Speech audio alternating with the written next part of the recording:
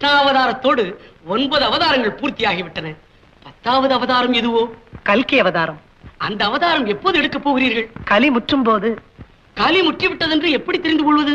சத்தியம் பொய்யாகும், தர்மம் தலை சாயும், அறநெறிகள் அலைமோதும், அதர்மம் அரசாளும், பருவநிலை மாறும், பசுமைக்கு பஞ்சம் வரும், வறுமை சதிராடும், மண்ணுலகே நரகாகும்.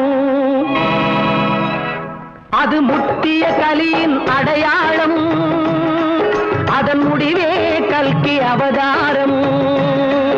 அது முத்திய கலியின் அடையாளம், அதன் முடிவே கல்கி அவதாரம், அதன் முடிவே கல்கி அவதாரம்.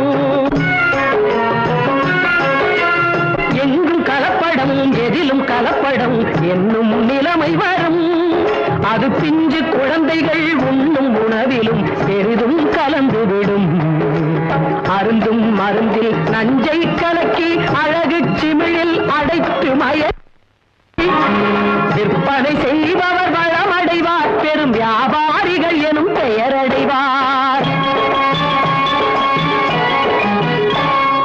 மானாட்டம், மயிலாட்டம், மலராட்டம், கொடியாட்டம், மகிழ்வூட்டும் பரத கலை, கண்வழி புல்லரும் கொய்யரும் கள்வரும் கயவரும் புயவலி கொண்டாட, பெரும் செல்வ மிகுத்தவர் வல்லமையுற்றவர் ஜெயம் ஜெயம் என்றார்.